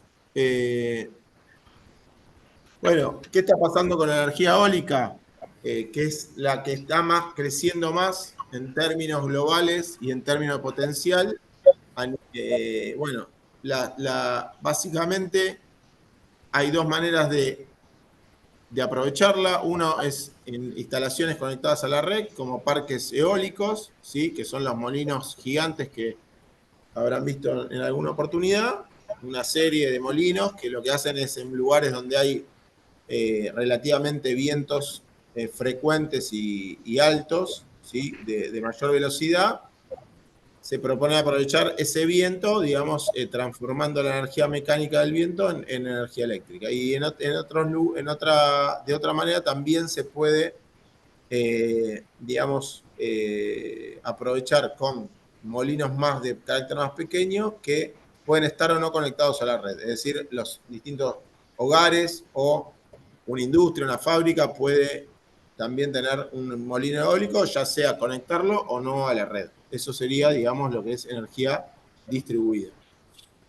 También, bueno, los más conocidos son los generadores de eje horizontal, ¿sí? Los típicos molinos, pero también hay ahora innovación en nuevo tipo de molinos con un eje vertical, que los beneficios que tiene es que no necesita orientarse con respecto a la dirección del viento, ¿sí? Y eso lo hace, digamos, en algunos casos, en algunas situaciones, donde el viento por ahí es muy cambiante, los hace, bueno, mejores según la situación. La realidad es que hay mucha innovación en cuanto a los tipos de molinos, los materiales que se hacen los molinos, o sea, cada vez se están haciendo más eficientes, incluso los materiales de los cuales están hechos, los molinos cada vez están siendo más grandes, ¿sí? O está creciendo el diámetro de las turbinas eólicas, porque los materiales son mejores, más fuertes, aleaciones de metales mejores, ¿sí? Esto lo que provoca es básicamente mayor generación. Cuanto más diámetro, más área está barrida por el molino, más generación eléctrica, ¿sí? Más eficiente y más energía eléctrica, ¿sí? O sea, las dos variables importantes en la generación eléctrica de un molino son el diámetro de la hélice y la velocidad del viento promedio que tenga esa localidad. Y lo que se está viendo también es, tanto en la solar como en la eólica, es la disminución de los costos. Eso está cayendo dramáticamente desde la década del 80 en adelante, ¿no? Y lo que está logrando es que, bueno, eso sí sea más competitivo ahora, empieza a ser cada vez más competitivo y en algunos países incluso es más barato que otro tipo de energías, ¿no? Que otro tipo de fuentes energéticas. La generación distribuida que mencionamos antes, básicamente es que en vez de tener un sistema que sea centralizado, que es como el sistema que está basado en petróleo y en gas, en hidrocarburos, está basado en una gran central térmica que produce grandes volúmenes de energía y los distribuye, ¿sí? Para grandes regiones. Es un sistema totalmente centralizado. La lógica es que la transición energética también incluya una descentralización de energía donde ya no va a haber grandes fuentes de producción energética, sino muchos puntos distintos que incluso pueden ser hogares o las fábricas que tengan su sistema de generación y que en los momentos en que les sobre la energía, es decir, que generen más de lo que utilizan, lo puedan brindar a la red. O sea que algunos consumidores en este sistema de generación distribuida van a ser proveedores de la red. Si yo en mi casa me instalo un panel solar y en algún momento no estoy utilizando la energía, la puedo brindar a la red y puedo, digamos, de alguna manera hacer más eficiente el sistema, bajar los costos del sistema y también, obviamente, de mi consumo de electricidad, porque se contaría lo que yo estoy aportando a la red. No sería que se dona gratuitamente, sino que se descontaría, digamos, no sé si al mismo precio, porque puede ser, depende el acuerdo que tenga la distribuidora, etcétera, pero bueno, podría, digamos, abaratar los costos de la energía. Bueno, esto medio que ya lo mencioné, la energía renovable, además de tener, digamos, el beneficio de la reducción de CO2, tiene un montón de cobeneficios, además de, o sea que no solamente por el tema de cambio climático es importante hacerlo, el que no crea en el cambio climático puede también tener otros motivos, ¿sí?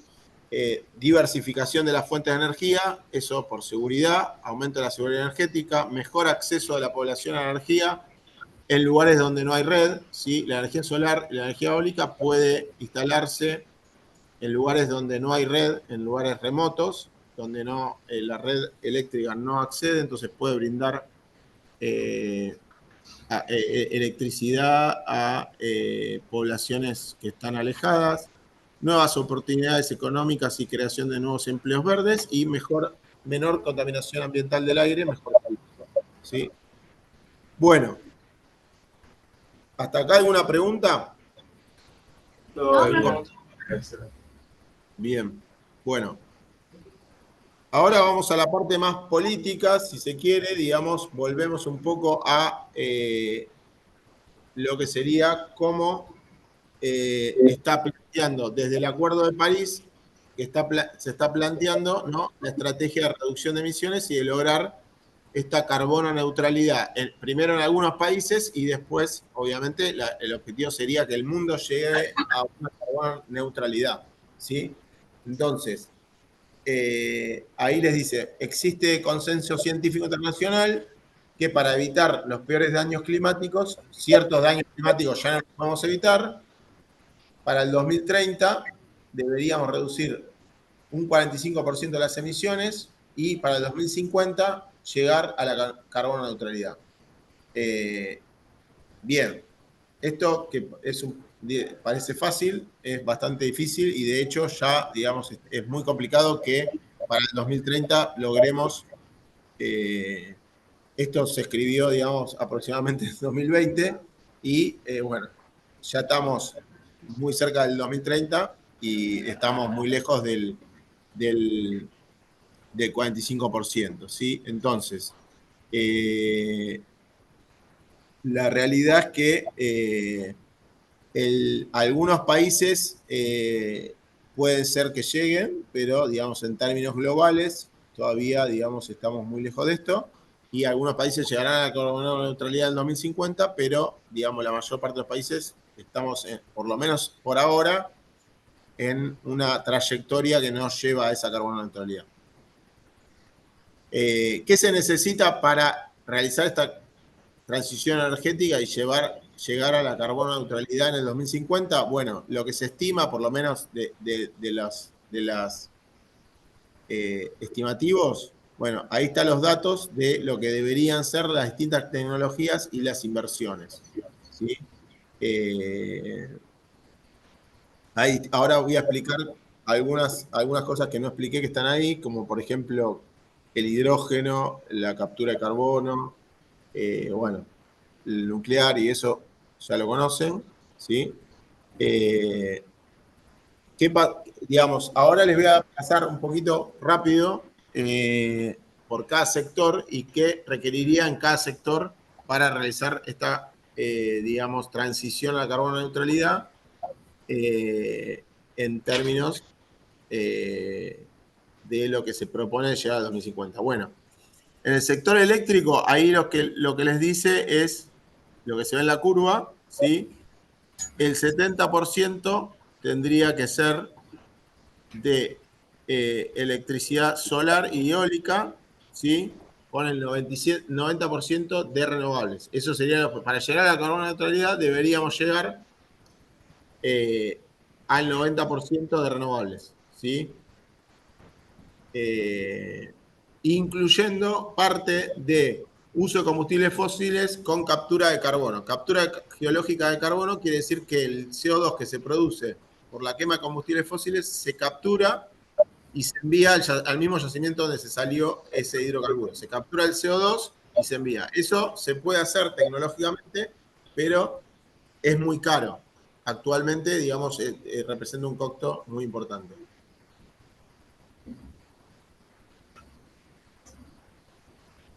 Aguárdeme un segundo que están hablando acá al lado en el aula. Voy a cerrar la puerta porque se escucha mucho ruido.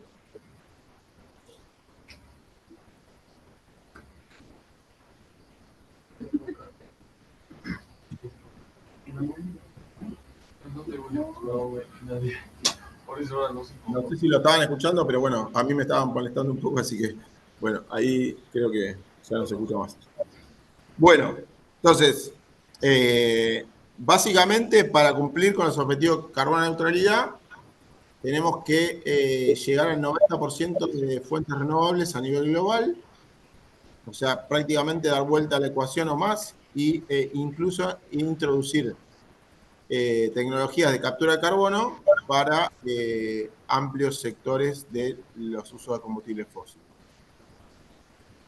En el sector transporte, bueno, ahí lo que hay es AC2, sector eléctrico, sector transporte. Lo que hay es, hay una diferenciación en lo que es los distintos tipos de transporte, ¿no? Porque transporte está la aviación, ¿sí? El transporte automotor y el transporte de la aviación, ¿sí? El transporte automotor, lo que está pasando es la electrificación, ¿sí? O sea, la electrificación del sector automotor prácticamente desconozco qué es lo que está pasando en México actualmente, pero bueno, en el mundo está habiendo una avanzada de un rápido crecimiento del sector de transporte eléctrico, de autos eléctricos, camiones eléctricos, etcétera. En Argentina venimos un poco más lento, pero bueno, tarde o temprano eso está llegando, digamos, en los próximos años, prácticamente desde el punto de vista tecnológico, creo que van a, digamos, hacer la mayor parte de los autos van a terminar siendo eléctricos en el corto plazo. Entonces, es un hecho que se está dando.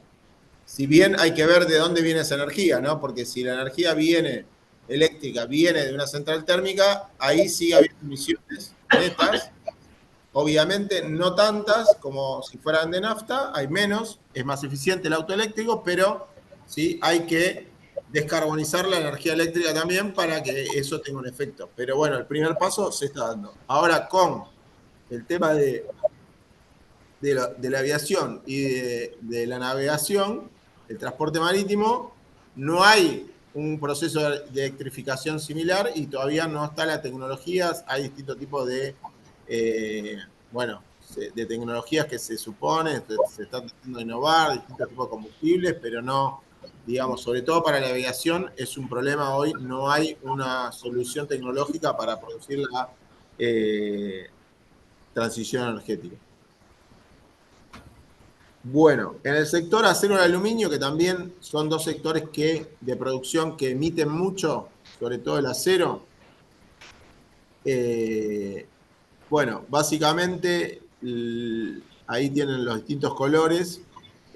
Hay parte de electrificación, parte de eficiencia energética, parte de demanda evitada, quiere decir de, digamos, no consumir, pero bueno, no sé en qué parte, digamos, o sea, obviamente es una industria importante y cuánto puede representar lo que se evite de consumir el acero y el aluminio.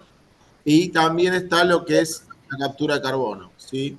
Entonces, ahí hay un poco más en el aluminio, de preponderancia de lo que serían otros procesos de cambio, ¿sí? Para ver cómo se mitigan las emisiones, pero son dos sectores que todavía no tienen un claro panorama de cómo podrían llevar a esta carbono neutralidad. Hay una combinación de tecnologías que se proponen, pero no están, bueno, como ven ahí en la curva, no está tan claro el panorama. En el sector cemento, bastante parecido, ¿sí? Se propone que tendría que ser con captura de carbono en el 96% captura de carbono. O sea que no hay una estrategia de reducción que pueda ser aplicable en escala. Está el tema de la bioenergía, o sea, reemplazar la energía que se utiliza con biocombustibles, pero eso tiene muchos problemas porque de donde salga la bioenergía, los biocombustibles, tiene que venir de un cultivo, de algún lugar, en escala. Es muy difícil de hacerlo sin crear un impacto ambiental. En la calefacción de los hogares, bueno, ahí sí está más claro el panorama, ¿sí? En parte solar térmica, en parte eficiencia energética y distintos tipos de energía renovable que se pueden utilizar para reducir a 2050 la utilización de combustibles fósiles a cero. Ahí lo que propone es llegar a 2050 sin utilización de combustibles fósiles para calefacción. Para refrigeración, también lo que se propone es en gran parte eficiencia energética, es decir, tecnologías que sean más eficientes en el uso de energía y en parte nuevas tecnologías o mercados y en menor proporción cambios de comportamiento, es decir, bueno, no utilizar tanto aire acondicionado, etcétera, no utilizar tanto refrigeración, ¿no? Eso en menor proporción.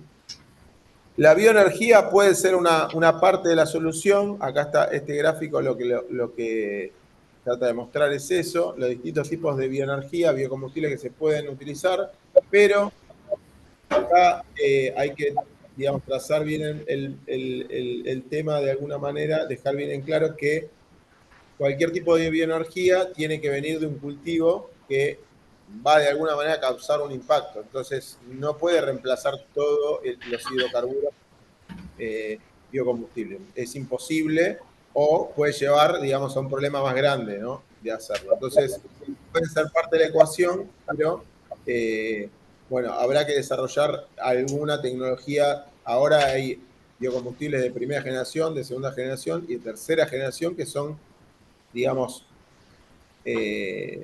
procesos más innovadores que vienen por ahí de sacar de la madera, algunos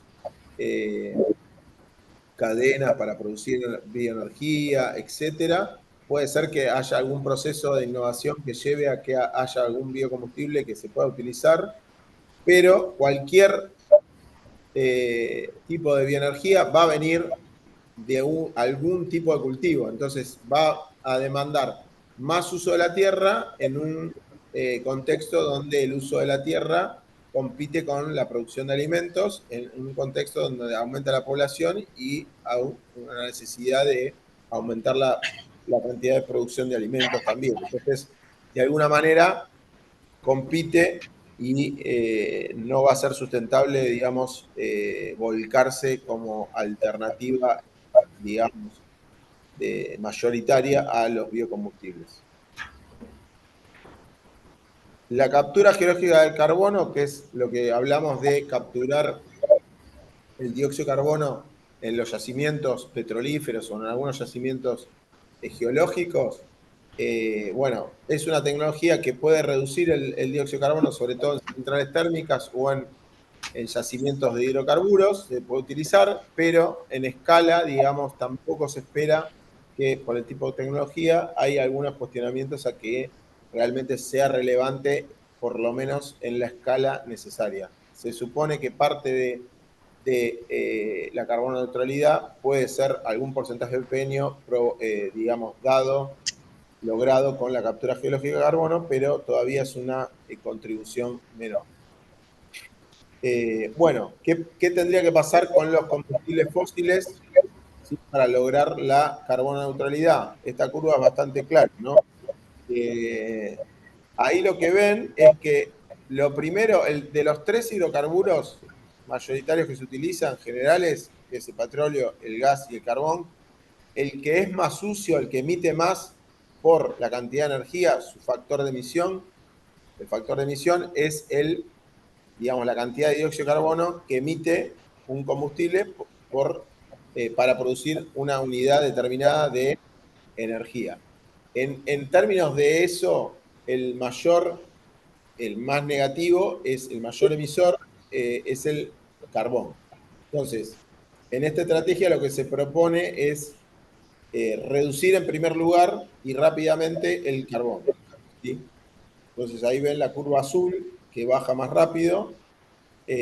La curva de petróleo en segundo lugar, si bien viene más arriba, también tiene una curva empinada para abajo, y el más limpio de todos, entre comillas, el que menos, digamos, el menos malo o el que menos emite, es el gas natural, y sería el último, digamos, el que haría la transición menos pronunciada para justamente no provocar ese efecto que hablamos al principio de desestabilizar la economía, provocar, digamos, problemas energéticos, etc. Bueno, y acá pasamos a ver lo que es, ya hablamos, digamos, de qué está pasando en la Argentina, ¿sí? La matriz energética basada básicamente en gas y petróleo, aumento de emisiones, 33% desde el 2000, y bueno, la electricidad también, si bien ahí se ve, digamos que es un poco menos, la dependencia sobre todo del petróleo, ¿sí? ¿Ven la diferencia? Es gas natural, 52% en la electricidad. En, digamos, lo que sería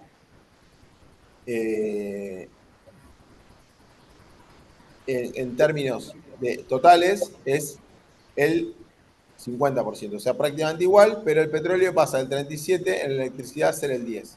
¿Por qué? Eso es reemplazado básicamente por nuclear, 5%, hidroeléctrico, 16%, biocombustibles, 1.6%, y eólico, aproximadamente el 10%, ¿sí? Y la amarillita, entiendo que es la solar, que debe ser menos por ciento que el otro, ¿sí? Bueno, esto ya lo vimos, está en un puesto bastante bajo. Y bueno, ¿qué acuerdos se alcanzaron? Ahora vamos cerrando, digamos, con lo que habíamos visto al principio, el Acuerdo de París. Esto es una de las últimas reuniones que hubo de la Conferencia de Cambio Climático y un resumen de los acuerdos que se alcanzaron, ¿sí? Esto obviamente hay que cumplirlo, pero bueno, fue firmado por todos los países que son signatarios, que han firmado el Acuerdo de París. triplicar la energía renovable a nivel global para el 2030. El objetivo, ¿sí?, es triplicar la capacidad de energía renovable del mundo en el 2030. Bastante ambicioso. Duplicar la tasa global de eficiencia energética para el 2030, es decir, en términos de industria y de todos los procesos, duplicar la eficiencia energética. La eficiencia energética es producir lo mismo con menos energía, ¿sí? Independientemente de dónde venga esa energía, ¿sí? Entonces, si bien la transición es pasar de no renovables a renovables, también es ser más eficiente para el mismo proceso, ¿sí? ¿Se entiende? Bueno, acelerar los esfuerzos para abatir, digamos, reducir lo más posible el carbón, utilizar el carbón para producir energía. ¿Sí? Bueno, acelerar los esfuerzos para llegar al carbono, a emisión neta cero en los sistemas energéticos para el 2050 y hacerlo de una manera justa, ordenada y equitativa, ¿no? Eso es el punto 5, es el concepto de transición justa, ¿sí? Se habla, digamos, en Naciones Unidas, eso se conoce como transición justa. Acelerar las tecnologías bajas en carbono, reducir sustancialmente las emisiones de metano. Ahí, bueno, sustancialmente, ¿qué será sustancialmente, no? Pero habría que pensar que eso por ahí queda, cuando se pone así en un acuerdo global, no hay una meta, ¿no? O sea, ¿qué sería sustancial? Obviamente llegar cercano a cero, pero, digamos, hay que poner una meta. En algunos casos se logra y en algunos otros no es que no se quiera hacer, sino que puede ser que un país no esté de acuerdo en ponerlo y bueno, no se pone. El metano también es un gas de efecto invernadero que proviene sobre todo de la fermentación entérica de las vacas, ¿sí?, del ganado, y bueno, tiene un potencial de efecto invernadero más grande incluso que el dióxido de carbono y es una, digamos, fuente importante a nivel global. El tema es que no hay una tecnología clara para reducir las emisiones de metano.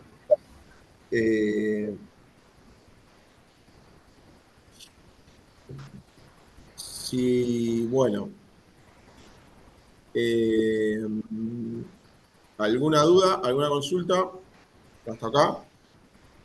No, todo bien, profe. Gracias. Bien, cualquier cosa. Ahora, bueno, ya estamos terminando, así que vamos a dejar un espacio para consultas, comentarios y, bueno, entonces, lo último que faltaba es, bueno, acelerar la reducción de emisiones del transporte automotor, eso sobre todo electrificación, que eso sí se está produciendo por una cuestión por ahí más económica, tecnológica, que los autos eléctricos están siendo competitivos a nivel global en el mercado, entonces, bueno, se está produciendo una transición por motivos, por un lado energético y por otro económico, ¿no? Es una tecnología que está siendo adoptada y, bueno, es por ahí un caso a tener en cuenta positivo y un ejemplo, ¿no? Y también el punto 9 es evitar o, digamos, dar de baja todos los subsidios a los combustibles fósiles. En muchos países hay subsidios directos o indirectos a los combustibles fósiles. En Argentina históricamente hubo bastante, sí, tanto a la exploración como digamos, al consumo de combustibles fósiles, ¿no? Entonces, bueno, eso lo que hace es que obviamente al estar subsidiados compiten mejor con otro tipo de tecnologías o las tecnologías renovables están en desventaja para competir, ¿no? Entonces, bueno, lo que se acordó es, digamos, salir de esquemas de subsidio a combustibles fósiles en todos los países. ¿Cuáles son los principales desafíos en términos generales? Y yendo, digamos, obviamente, si bien es muy complejo, ¿no?, la transición energética, como le dije al principio, no es solo pasar de los hidrocarburos a lo renovable. ¿Sí? ¿Cuáles son los principales desafíos para que les quede por lo menos una lista de temas muy relevantes. Se necesitan desarrollar nuevas infraestructuras de transmisión y distribución de la energía eléctrica, mayor flexibilidad en la generación, ¿sí? La generación basada en hidrocarburos se genera en base a lo que se sabe que se va a consumir y lo que no se consume se pierde, es un sistema muy ineficiente. Hay que desarrollar nuevos almacenamientos eficientes de la energía, ¿sí? Hoy en día en escala no hay sistemas para almacenar energía en escala de manera eficiente. Mejor planeamiento energético, ¿sí? Y mejor gestión basada en la demanda, es decir, cuando se produce energía en base a ciclos térmicos, en base a combustibles fósiles, si no se usa, se pierde. Entonces, se podría ser mucho más eficiente si nosotros usáramos toda la energía que producimos, ¿sí? Básicamente se produce estimativamente lo que se va a consumir y, bueno, si no se consume, se pierde y, bueno, hay siempre un porcentaje muy alto de energía que se produce eléctrica que no se consume, se va perdiendo. Bueno, también, digamos, la transición energética está provocando una demanda de metales y nuevos materiales muy alta que ha llevado, digamos, a problemas en algunos países en cuanto a, bueno, lo que es la minería de estos nuevos metales y de distintos tipos de nuevos materiales. Y, bueno, es un desafío también desde el punto de vista ambiental, ¿no? Porque obviamente no es impacto cero. Las renovables, si bien no emiten dióxido de carbono, no quiere decir que todo sea color de rosa y que, bueno, los molinos eólicos en algún momento dejan de funcionar, hay que cambiarlos y producen residuos, son metálicos, los paneles solares también, tienen componentes metálicos y de nuevo de materiales raros que hay que hacer minería para extraerlos, entonces eso en escala genera una demanda a nivel global de esos minerales y metales preciosos que, bueno, si no son, digamos, extraídos adecuadamente o son sobreexplotados, puede generar problemas ambientales, ¿sí? Y obviamente, uno de los principales desafíos es lograr financiar todas las políticas de mitigación, todo lo que estuvimos viendo, cómo se va a financiar y, digamos, qué organismo o de dónde van a salir los fondos para financiar todo lo que implica la transición energética, ¿no? Esto, digamos, bueno, son no todos, pero bueno, sí están dentro de los desafíos más importantes que uno puede extraer de lo que por lo menos plantean los organismos internacionales, tanto de la Convención Marco de Naciones Unidas como el panel de científicos que asesora a la Convención Marco de Naciones Unidas, que es el panel intergubernamental de cambio climático, el IPCC, y también lo que es la Agencia Internacional de Energía. Acá tienen todas las referencias bibliográficas, los links, donde, bueno, de donde pueden extraer toda la información y tener mucho más detalle, obviamente, de lo que estuvimos presentando cuanto a, sobre todo, transición energética. Tienen, bueno, todos los informes de la Agencia Internacional de Energía, del IPCC, de lo que es también el organismo, la Agencia de Naciones Unidas para el Medio Ambiente, de la Convención Marco de Cambio Climático, el Acuerdo de París, las contribuciones nacionales determinadas, que son básicamente las estrategias de cambio climático de cada uno de los países. Son accesibles y se pueden ver en la web, ¿sí? Pueden entrar en ese link que es el 8 y bueno, ver lo que está proponiendo cada país. Está la de Argentina, está la de México, de todos los países, o de casi todos, no sé si todos, pero están todos los que han reportado y todos los informes de los inventarios que se van subiendo año a año y actualizando. Y bueno, otros informes también de Naciones Unidas relacionados a, digamos, la estrategia de carbono neutralidad. Así que bueno, el que le interesa más, el que quiera buscar más información, puede ir a estos recursos o también, bueno, en todo caso, si es algo más específico, obviamente quedo abierto a cualquier consulta o cualquier información que requieran de mi parte que los pueda asistir. Acá llegaríamos a lo que es el fin de la presentación. Y bueno, dejo abierto para si quieren realizar algún comentario final, alguna consulta de este tema o de los temas que estuvimos viendo.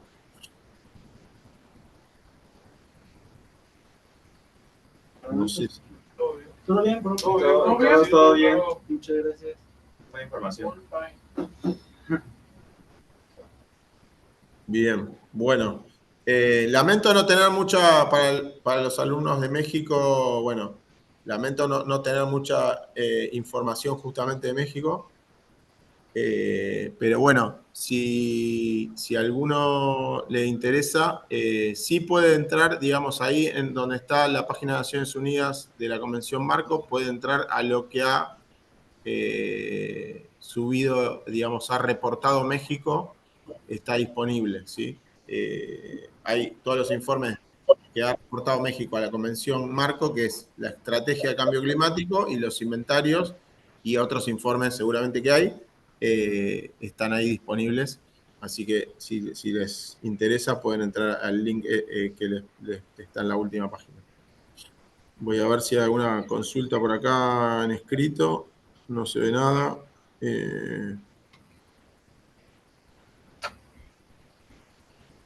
Bueno. Entonces, ¿no hay ninguna consulta, chicos? No, profesor. No, profesor. Todo muy bien. Bueno, queda grabado, está grabada la charla y la clase. La pueden acceder si necesitan. Va a quedar, digamos, accesible. Y obviamente también pueden acceder a través del campus a mandarme algún mensaje si requieren alguna información o tienen alguna consulta o algún mensaje escrito, y quedo a disposición de cualquiera de ustedes para lo que necesiten. Y bueno, muchísimas gracias por todo y espero que les haya interesado este tema. La verdad que como reflexión final, sé que estuvieron ya presentando una cuestión de cambio climático, pero bueno, el tema de la energía y el medio ambiente, más allá del cambio climático, ¿no? La realidad es que la energía está detrás de las problemáticas ambientales, ¿no? Uno no puede sacar la energía de ninguna problemática ambiental y, en algún punto, para digamos, abordar la cuestión ambiental, hay que inevitablemente incluir la cuestión energética, no solo desde el punto de la renovabilidad, sino también de los aspectos que estábamos viendo, que vimos, ¿no? De el acceso y de también la eficiencia, ¿no? Así que bueno, como reflexión final les dejo eso y bueno, nos estamos viendo en la próxima. Muchas gracias por todo. Gracias, profe. Buenas noches. Buenas noches. Chau, chau.